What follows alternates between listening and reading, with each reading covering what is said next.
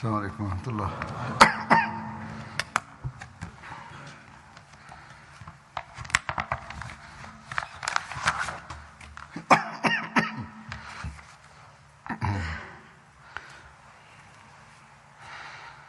أشهد أن لا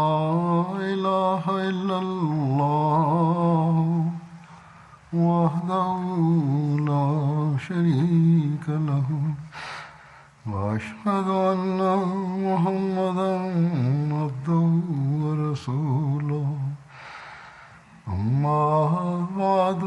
فأعوذ بالله من الشيطان الرجيم بسم الله الرحمن الرحيم الحمد لله رب العالمين الرحمن الرحيم مالك يوم الدين إياك نعبد وإياك نستعين اهدنا الصراط المستقيم صراط الذين أنعمت عليهم غير المغضوب عليهم ولا الضالين.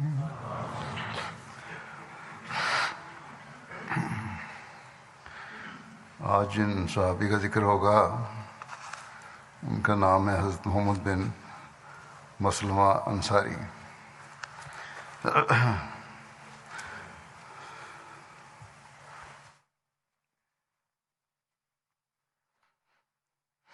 حضرت محمد کے والد کا نام مسلمہ بن سلمہ تھا. ان کے دادا کا نام سلمہ کے علاوہ خالد بھی بیان کیا گیا ہے، اور ان کی والدہ ام سہم تھیں جن کا نام خلیدہ بنت ابو عبیدہ تھا. ان کا تعلق انصار کے قبیلے اوس سے تھا اور قبیلہ عبد اشر کے حلیف تھے. حضرت محمد بن مسلمہ کی کنیت ابو عبداللہ یا عبد الرحمن اور ابو سعید بھی بیان کی جاتی ہے. علامہ ابن حجر کے نزدیک ابو عبداللہ زیادہ صحیح ہے. ایک قول کے مطابق آپ بعثت نبی سے 22 سال پہلے پیدا ہوئے اور ان لوگوں میں سے تھے جن کا نام جاہلیت میں محمد رکھا گیا. مدینہ کے یہود اس نبی کے منتظر تھے جس کی بشارت حضرت موسیٰ نے دی تھی. انہوں نے بتایا کہ اس مبعوث ہونے والے نبی کا نام محمد ہوگا. جب اہل عرب نے یہ بات سنی تو انہوں نے اپنے بچوں کے نام محمد رکھنا شروع کر دیے. سیرت النبی پر مشتمل کتب میں جن افراد کا نام زمانہ جاہلیت میں بطور تفاعل کے محمد رکھا گیا ان کی تعداد 3 سے لے کر 15 تک بیان کی گئی ہے. علامہ سہیلی جو سیرت ابن ہشام کے شارح ہیں انہوں نے 3 افراد کے اسماء لکھے ہیں جن کا نام محمد تھا. علامہ ابن اسیر نے 5 افراد کے نام لکھے ہیں جبکہ عبدالوہاب شیرانی نے ان کی تعداد 15 درج کی ہے. معلومات کے لیے یہ 15 نام چند نام جو ہیں یہ بتا بھی دیتا ہوں. ان میں ہے محمد بن سفیان، محمد بن اوہیہ، محمد بن حمران، محمد بن خزائی، محمد بن عدی، محمد بن اسامہ، محمد بن براء، محمد بن حارث، محمد بن ہرماز، محمد بن خولی، محمد بن یحمد، محمد بن یزید، محمد بن اسیدی اور محمد فقیمی اور حضرت محمد مسلمہ. حضرت محمد مسلمہ قدیم اسلام لانے والوں میں سے تھے. آپ حضرت مصعب بن عمیر کے ہاتھ پر حضرت سعد بن معاذ سے پہلے اسلام لائے۔ جب حضرت ابو عبیدہ بن جراح یہ ہجرت کر کے مدینہ حضرت ابو عبیدہ بن جراح ہجرت کر کے مدینہ تشریف لائے تو حضرت صلی اللہ علیہ وسلم نے ان کی آپ کے ساتھ مواخات قائم فرمائی۔ آپ ان صحابہ میں شامل تھے جنہوں نے کعب بن اشرف اور ابو رافع سلام بن ابو حقیق کو قتل کیا تھا۔ یہ دونوں وہ فتنہ پرداز تھے جو مسلمانوں کو نقصان پہنچانے کے درپے تھے اور اسی کوشش میں ہوتے تھے، بلکہ مسلمانوں پہ حملہ بھی کروانے کی کوشش کی، حضرت صلی اللہ علیہ وسلم پر بھی حملہ کرنے کی کوشش کی۔ تو حضور صلی اللہ علیہ وسلم نے ان کو پھر مقرر کیا تھا ان کے قتل پر۔ حضور صلی اللہ علیہ وسلم نے بعض غزوات کے موقع پر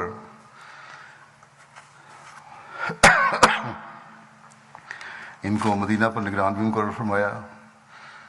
حضرت محمد بن مسلمہ کے بیٹے جعفر، عبداللہ، سعد، عبد الرحمن اور عمر نبی کریم صلی اللہ علیہ وسلم کے صحابہ میں شامل شمار ہوتے ہیں۔ حضرت محمد بن مسلمہ غزوہ بدر، غزوہ احد اور اس کے بعد سوائے غزوہ تبوک کے تمام غزوات میں شریک ہوئے، کیونکہ غزوہ تبوک میں وہ نبی کریم صلی اللہ علیہ وسلم کی اجازت سے مدینہ میں ٹھہرنے کے لیے پیچھے رہ گئے تھے۔ جیسا کہ ذکر ہوا ہے کہ دو فتنہ پرداز اور اسلام کے مخالفین کے قتل میں حضرت محمد بن مسلمہ شامل تھے۔ اس کی کچھ تفصیل تو حضرت عبادہ بن بشر کے حوالے سے بیان کر چکا ہوں 1.5 سال پہلے، تاہم کچھ باتیں مختصر بیان کرتا ہوں، اس کے علاوہ کچھ اور تفصیل بھی ہے۔ سیرت خاتم النبیین میں مرزا بشیر احمد صاحب نے لکھا ہے کہ اس کے کعب بن اشرف کے قتل کے ضمن میں کہ بدر کی جنگ نے جس طرح مدینہ کے یہودیوں کی دلی دعوت کو ظاہر کر دیا تھا اور وہ مخالفت میں بڑھ گئے تھے، اپنی شرارتوں اور فتنہ پردازیوں میں ترقی کرتے گئے، چنانچہ کعب بن اشرف کے قتل کا واقعہ اسی کی ایک کڑی ہے۔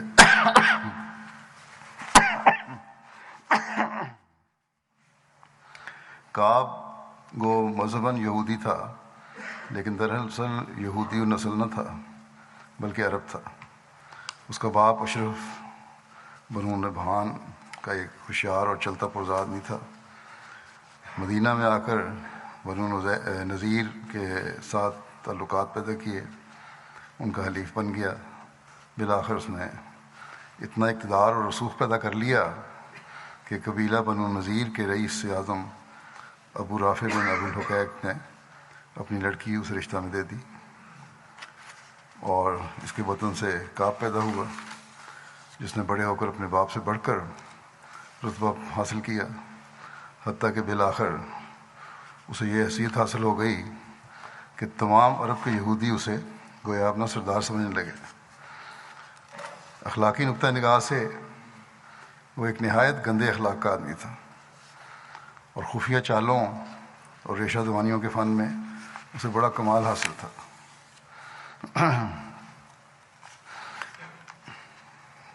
نیکی تو پاس کی بھی نہیں پھٹکی تھی اس کے، بس کمال تھا اس کا برائیوں میں، بدیوں میں، لڑانے میں، فساد پیدا کرنے میں، فتنہ پیدا کرنے میں۔ بہرحال جب حضرت صلی اللہ علیہ وسلم مدینہ میں ہجرت کر کے تشریف لائے تو کعب بن اشرف نے دوسرے یہودیوں کے ساتھ مل کر اس معاہدے میں شرکت اختیار کی جو حضرت صلی اللہ علیہ وسلم اور یہود کے درمیان باہمی دوستی اور امن و امان اور مشترکہ دفاع کے متعلق تحریر کیا گیا تھا۔ مگر اندر ہی اندر کعب کے دل میں بغض و عداوت کی آگ سلگنے لگ گئی اور اس نے خفیہ چالوں اور خفیہ ساز باز سے اسلام اور بانی اسلام کی مخالفت شروع کر دی۔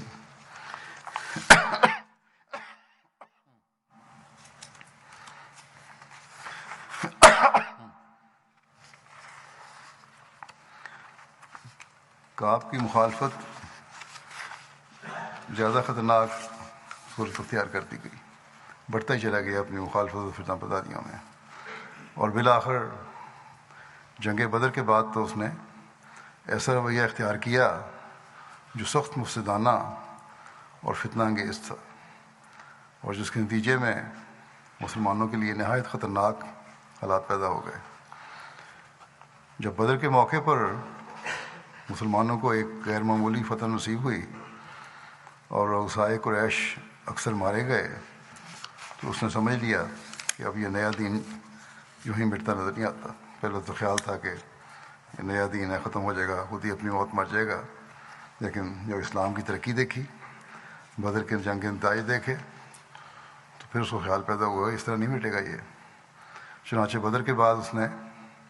اپنی پوری کوشش اسلام کو مٹانے اور تباہ و برباد کرنے میں صرف کر دینے کا تہیہ کر لیا۔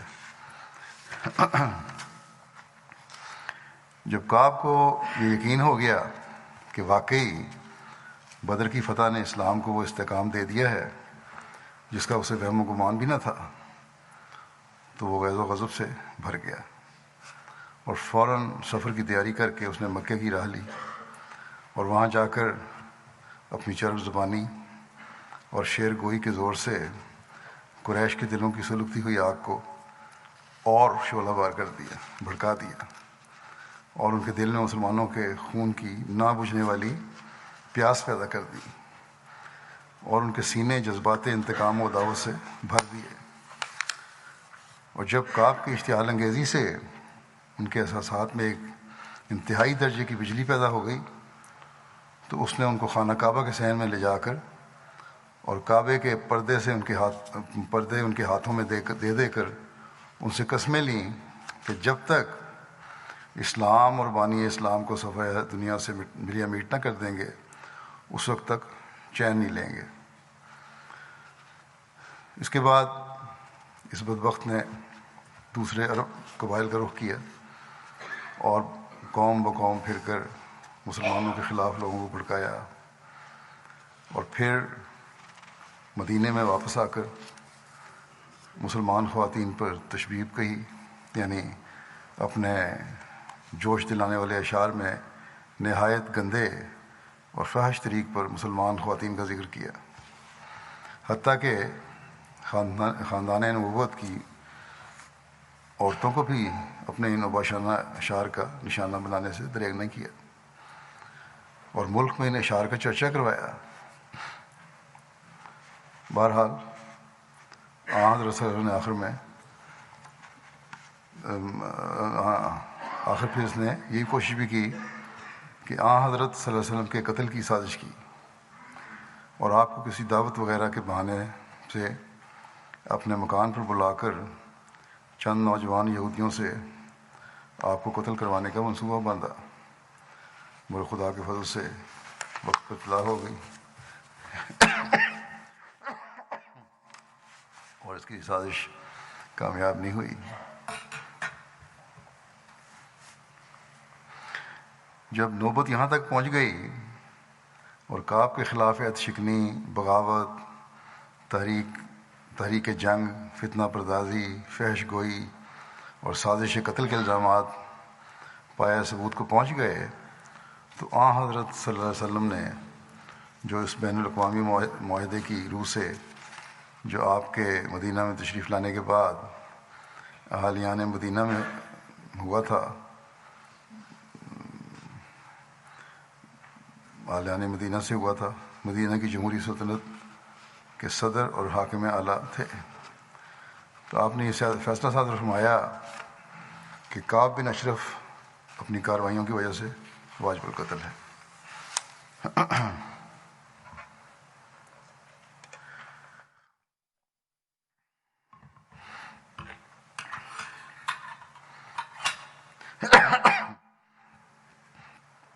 کیونکہ اس وقت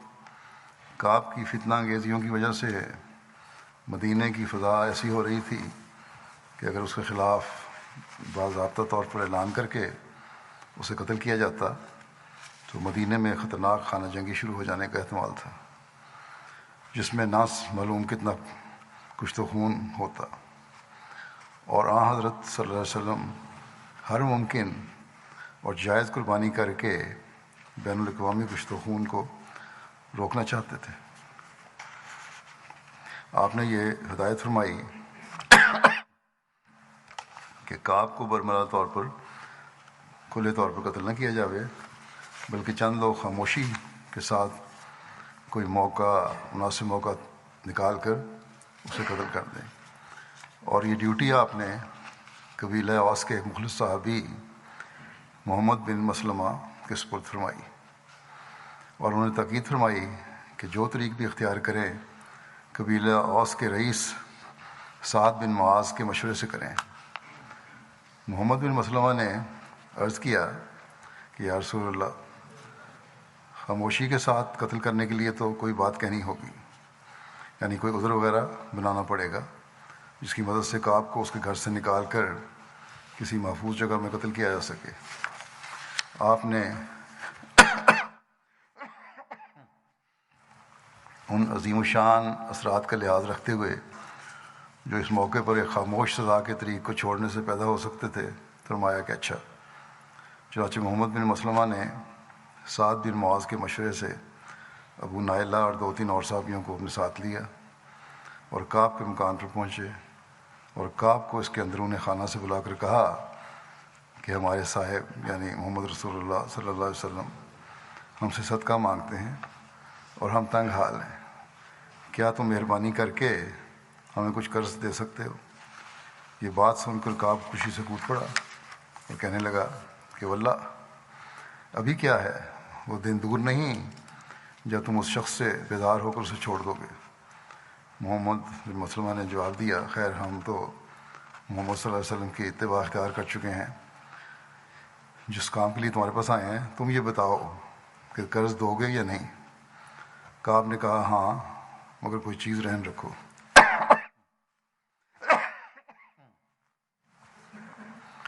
محمد نے پوچھا کیا چیز؟ اس بدبخت نے جواب دیا کہ اپنی عورتیں رہن رکھ دو۔ محمد نے غصہ کو دبا کر کہا کہ یہ کیسے ہو سکتا ہے، تمہارے جیسے آدمی کے پاس ہم اپنی عورتیں رہن رکھ دیں؟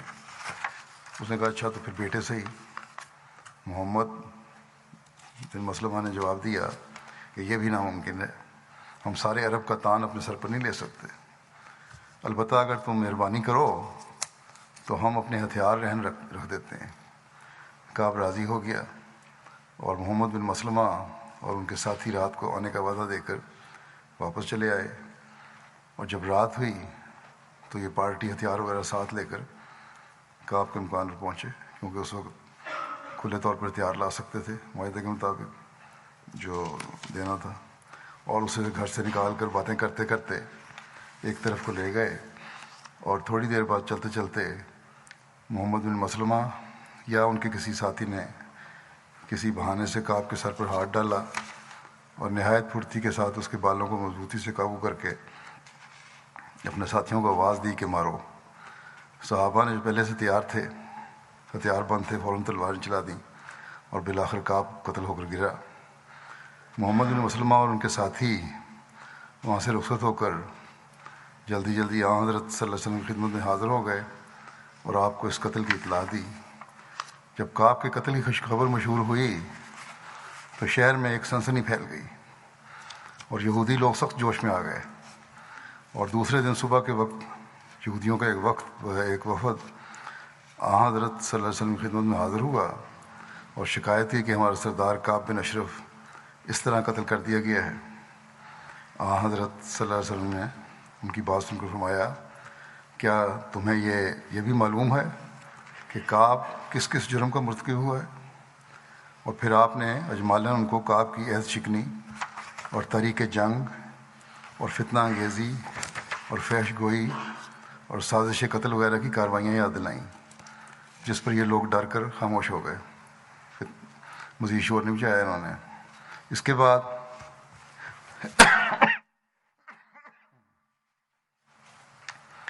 حضرت صلی اللہ علیہ وسلم نے ان سے فرمایا کہ تمہیں چاہیے کہ کم از کم آئندہ کے لیے ہی امن اور تعاون کے ساتھ رہو اور عداوت اور فتنہ اور فساد کا بیج نہ بو۔ چنانچہ یہود کی رضامندی کے ساتھ آئندہ کے لیے ایک نیا معاہدہ لکھا گیا اور یہود نے مسلمانوں کے ساتھ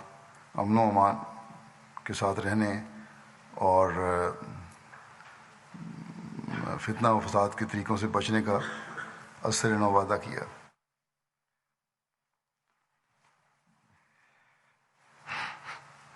اگر کعب مجرم نہ ہوتا تو یہودی کبھی اتنی آسانی سے نیا معاہدہ نہ کرتے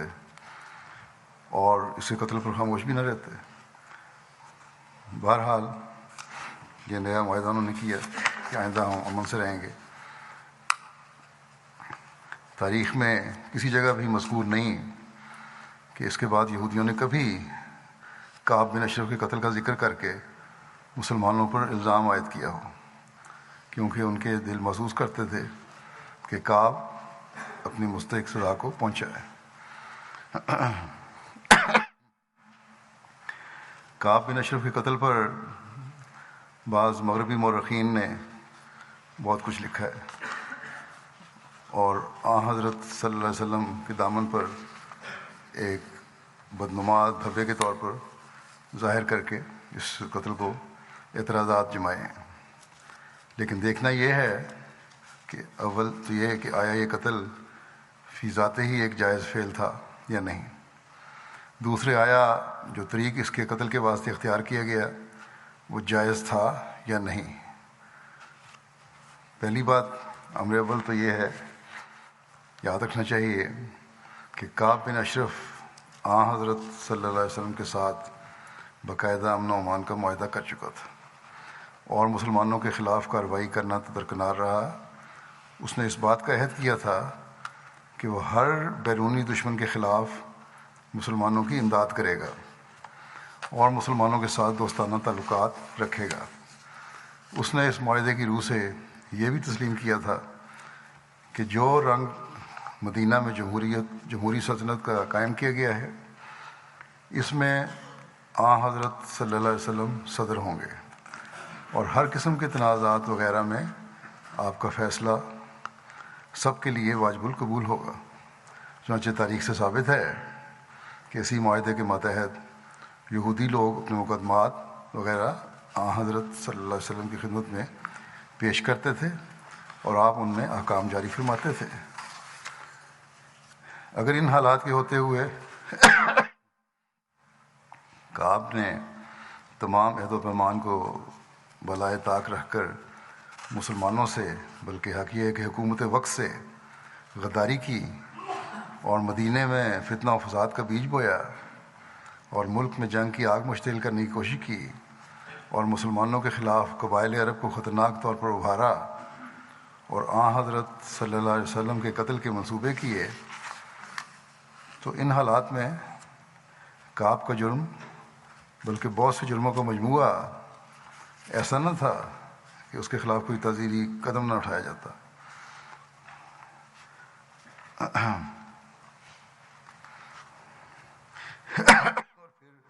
کیا یہ قتل سے کم کوئی اور سزا تھی جو یہود کی اس فتنہ پردازی کے سلسلے کو روک سکتی؟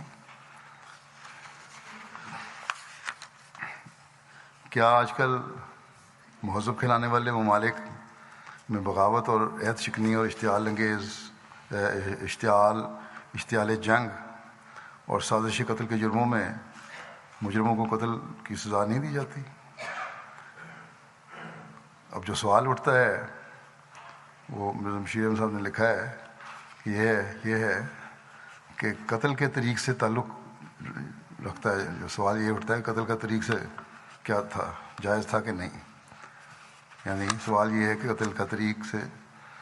کیسا تھا، اس سے تعلق رکھنے والا سوال ہے۔ اس کے متعلق یاد رکھنا چاہیے کہ عرب میں اس وقت کوئی باقاعدہ سلطنت نہ تھی، بلکہ ہر شخص اور ہر قبیلہ آزاد اور خود مختار تھا۔ ایسی صورت میں وہ کون سی عدالت تھی جہاں کعب کے خلاف مقدمہ دائر کر کے باقاعدہ قتل کا حکم حاصل کیا جاتا؟ کیا یہود کے پاس اس کی سازش شکایت کی جاتی، جن کا وہ سردار تھا اور جو خود مسلمانوں کے خلاف غداری کر چکے تھے اور آئے دن فتنے کھڑے کرتے رہتے تھے؟ کیا مکے کے قریش کے سامنے مقدمہ پیش کیا جاتا جو مسلمانوں کے خون کے پیاسے تھے؟ کیا قبائل سلیم اور غطفان سے دادرسی چاہی جاتی، جو گزشتہ چند ماہ میں 3-4 دفعہ مدینہ پر چھاپہ مارنے کی تیاری کر چکے تھے؟ بشیر احمد صاحب لکھتے ہیں کہ پھر سوچو کہ مسلمانوں کے لیے سوائے اس کے وہ کون سا راستہ کھلا تھا کہ جب ایک شخص کی اشتعال انگیزی اور تحریک جنگ اور فتنہ پردازی اور سازش قتل کی وجہ سے اس کی زندگی کو اپنے لیے اور ملک کے امن کے لیے خطرناک پاتے تو خود حفاظتی کے خیال سے موقع پا کر اسے خود قتل کر دیتے، کیونکہ یہ بہت بہتر ہے کہ ایک شریر اور مفسد آدمی قتل ہو جائے بجائے اس کے کہ بہت سے پرامن شہریوں کی جان خطرے میں پڑے اور ملک کا امن برباد ہو۔ یہ بات بھی یاد رکھنی چاہیے کہ اس معاہدے کی روح سے جو ہجرت کے بعد مسلمانوں اور یہود کے درمیان ہوا تھا، حضرت صلی اللہ علیہ وسلم کو ایک معمولی شہری کی حیثیت حاصل نہ تھی، بلکہ آپ اس جمہوری سلطنت کے صدر قرار پائے تھے جو مدینہ میں قائم ہوئی تھی، اور آپ کو یہ اختیار دیا گیا تھا کہ جملہ تنازعات اور امور سیاسی میں جو فیصلہ مناسب خیال کریں صادر فرمائیں۔ بس آپ نے ملک کے امن کے مفاد میں کعب کی فتنہ پردازی کی وجہ سے اسے واجب القتل قرار دیا۔ بس اس فیصلہ قتل پر کوئی اعتراض کی گنجائش نہیں ہے۔ پھر تاریخ سے بھی ثابت ہے کہ خود یہود نے کعب کی اس سزا کو اس کے جرموں کی روشنی میں واجبی سمجھ کر خاموشی اختیار کی اور اس پر اعتراض نہیں کیا۔ اور اگر یہ اعتراض کیا جاوے کہ ایسا کیوں نہیں کیا گیا کہ قتل کا حکم دینے سے پہلے یہود کو بلا کر ان کو کعب کے یہ جرم سنائے جاتے اور حجت پوری کرنے کے بعد اس کے قتل کا باقاعدہ اور برملا طور پر حکم دیا جاتا، تو اس کا جواب یہ ہے کہ اس وقت حالات ایسے نازک ہو رہے تھے کہ ایسا طریقہ اختیار کرنے سے بین الاقوامی پیچیدگیوں کے بڑھنے کا سخت خطرہ تھا، اور کوئی تعجب نہ تھا کہ مدینے میں خطرناک سلسلہ کشت و خون اور خانہ جنگی کا شروع ہو جاتا۔ بس ان کاموں کی طرح جو جلد اور خاموشی کے ساتھ ہی کر گزرنے سے فائدہ مند ہوتے ہیں، حضرت صلی اللہ علیہ وسلم نے امن عامہ کے خیال سے یہی مناسب سمجھا کہ خاموشی کے ساتھ کعب کی سزا کا حکم جاری کر دیا جائے، مگر اس میں قطعاً کسی قسم کے دھوکے کا دخل نہ تھا، اور نہ حضرت صلی اللہ علیہ وسلم کو یہ منشا تھا کہ یہ سزا ہمیشہ کے لیے وسیع راز رہے، کیونکہ جو ہی یہود کا وفد دوسرے دن صبح آپ کی خدمت میں حاضر ہوا، آپ صلی اللہ علیہ وسلم نے فوراً بلا توقف انہیں ساری سرگزشت سنا دی اور اس فعل کی پوری ذمہ داری اپنے اوپر لے کر یہ ثابت کر دیا کہ اس میں کوئی دھوکے وغیرہ کا سوال نہیں ہے، اور یہودیوں کو یہ بات واضح طور پر بتا دی کہ فلاں خطرناک جرموں کی بنا پر کعب کے متعلق یہ سزا تجویز کی گئی تھی جو میرے حکم سے جاری کی گئی ہے۔ باقی رہا یہ اعتراض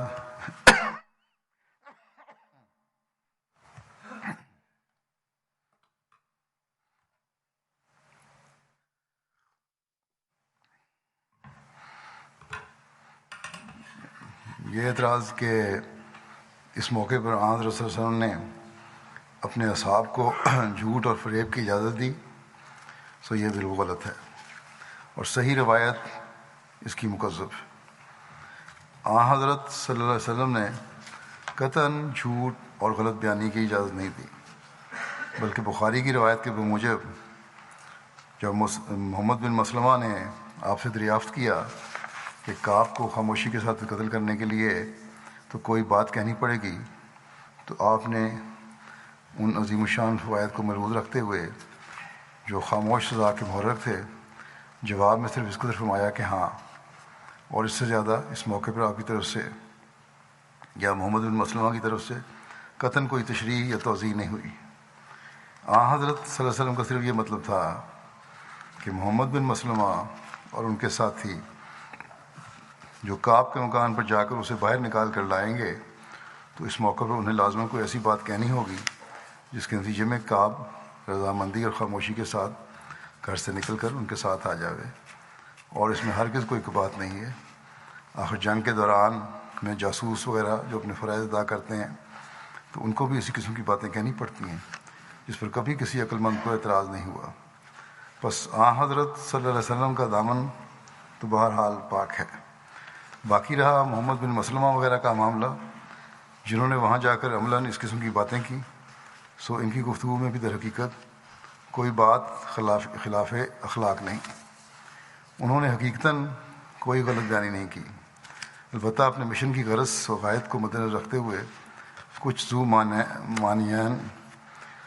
الفاظ ضرور استعمال کیے، مختلف معنی نکلنے والے مگر ان کے بغیر چارہ نہیں تھا، اور حالات جنگ میں ایک اچھی اور نیک غرض کے لیے کہ متاع سادہ اور صاف گوئی کے طریق سے اس قدر خفی انحراف ہرگز کسی عقل مند دیانتدار شخص کے نزدیک قابل اعتراض نہیں ہو سکتا۔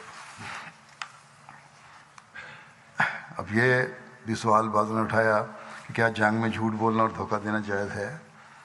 بعض روایتوں میں یہ مذکور ہوا ہے کہ حضرت صلی اللہ علیہ وسلم فرمایا کرتے تھے کہ الحرب خدعۃ، یعنی جنگ تو ایک دھوکہ ہے، اور اس سے نتیجہ یہ نکالا جاتا ہے کہ نعوذ باللہ حضرت صلی اللہ علیہ وسلم کی طرف سے جنگ میں دھوکے کی اجازت تھی، حالانکہ اول تو الحرب خدا کے یہ معنی نہیں ہے کہ جنگ میں دھوکہ کرنا جائز ہے، بلکہ اس کے معنی صرف یہ ہیں کہ جنگ خود ایک دھوکہ ہے، یعنی جنگ کے نتیجے کے متعلق کچھ نہیں کہا جا سکتا کہ کیا ہوگا، یعنی جنگ کے نتیجے پر اتنی مختلف باتیں اثر ڈالتی ہیں کہ خواہ کیسے ہی حالات ہوں نہیں کہا جا سکتا کہ اس کا نتیجہ کیا ہوگا۔ اور ان معنوں کی تصدیق اس بات سے ہوتی ہے کہ یہ حدیث میں یہ روایت دو طرح سے مروی ہے۔ ایک روایت میں یہ الفاظ ہیں، حضرت صلی اللہ علیہ وسلم نے فرمایا کہ الحرب خدا،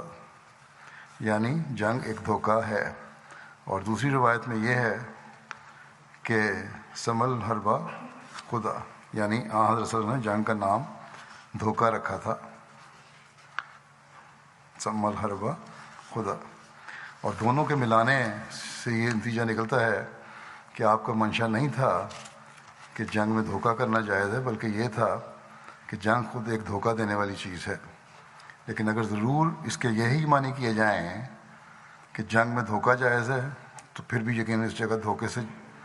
جنگی تدبیر اور ہیلا مراد ہے، جھوٹ اور فریب ہرگز مراد نہیں ہے، کیونکہ اس جگہ خدا کے معنی داؤ پیش اور تدبیر جنگ کے ہیں، جھوٹ اور فریب کے نہیں ہیں۔ بس مطلب یہ ہے کہ جنگ میں اپنے دشمن کو کسی ہیلے اور تدبیر سے غافل کر کے قابو میں لے آنا یا مغلوب کر لینا منع نہیں ہے۔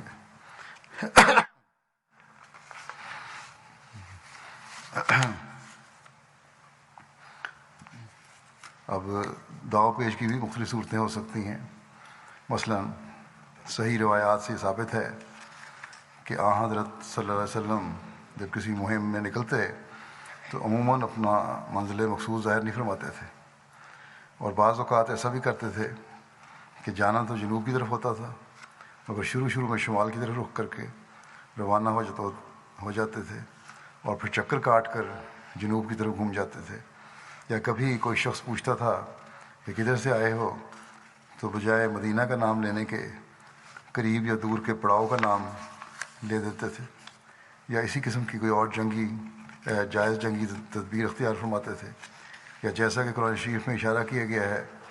کہ صحابہ بعض اوقات ایسا کرتے تھے کہ دشمن کو غافل کرنے کے لیے میدان جنگ سے پیچھے ہٹنا شروع کر دیتے تھے، اور جب دشمن غافل ہو جاتا تھا اور اس کی صفوں میں ابتری پیدا ہو جاتی تھی تو پھر اچانک حملہ کر دیتے تھے۔ اور یہ ساری صورتیں اس خداتوں کی ہیں جسے حالات جنگ میں جائز قرار دیا گیا ہے، اور اب بھی جائز سمجھا جاتا ہے۔ لیکن یہ کہ جھوٹ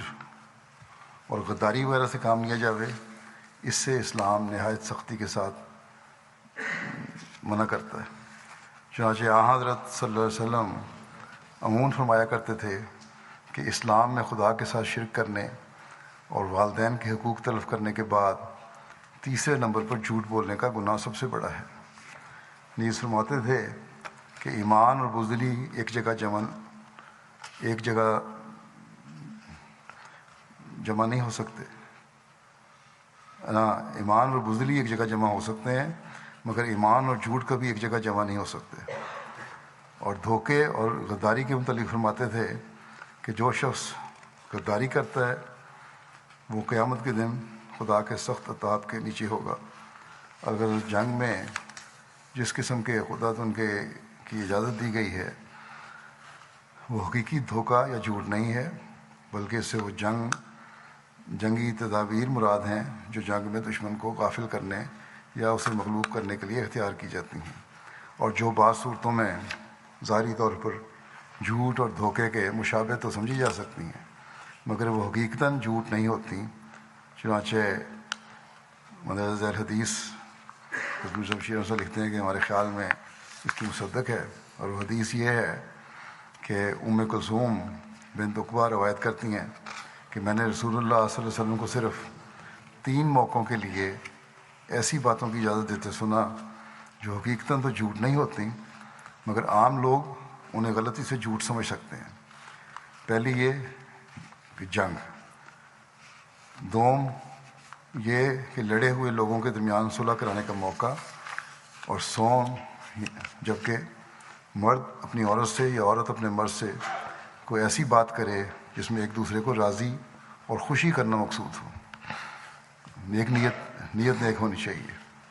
ہر صورت میں، یا نیک مقاصد حاصل ہونے چاہیے۔ یہ حدیث اس بات میں کسی شبے کی گنجائش نہیں چھوڑتی کہ جس قسم کے خدا تو ان کی جنگ میں اجازت دی گئی ہے جھوٹ اور دھوکہ مراد نہیں ہے، بلکہ وہ باتیں مراد ہیں جو بعض اوقات جنگی تدابیر کے طور پر اختیار کرنا ضروری ہوتی ہیں اور جو ہر قوم اور ہر مذہب میں جائز سمجھی گئی ہیں۔ کعب بن اشرف کا واقعہ ذکر کرنے کے بعد ابن ہشام نے یہ روایت نقل کی ہے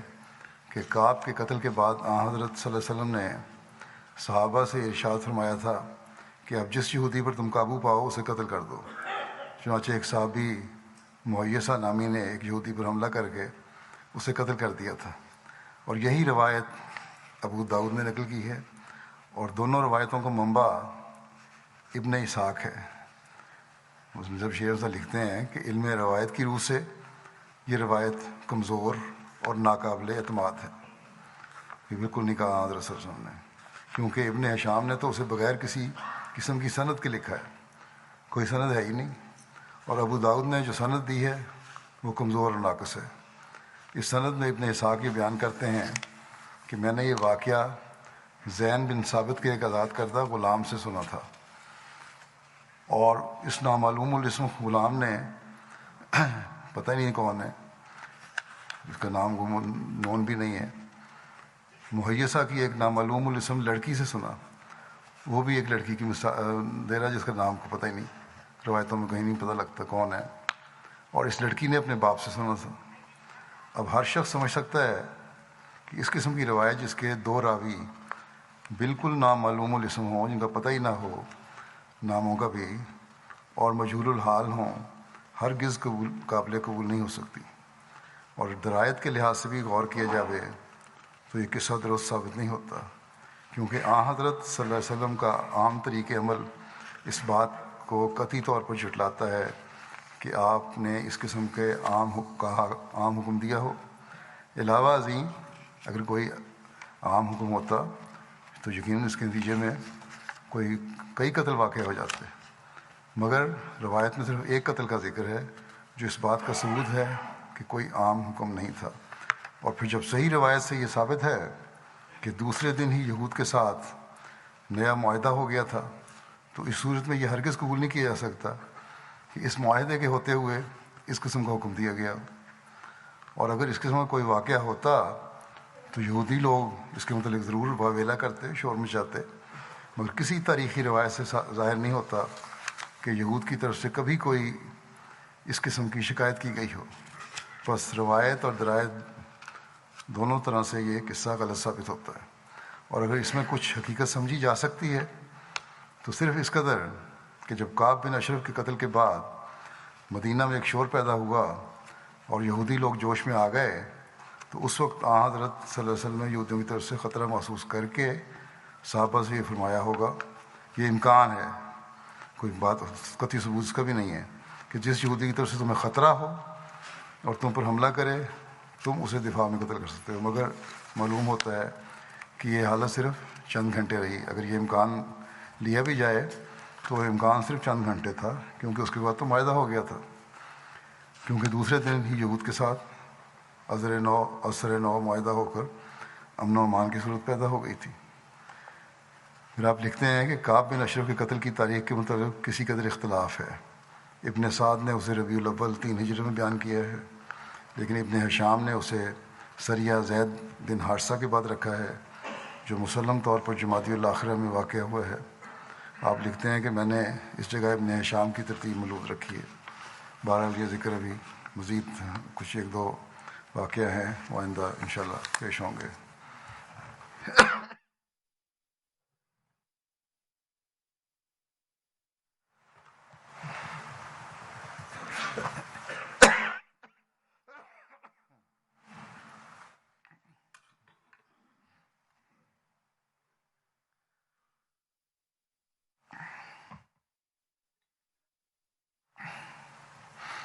الحمد لله نحمده ونستعينه ونستغفره ونؤمن به ونتوكل عليه ونعوذ بالله من شرور أنفسنا ومن سيئات أعمالنا،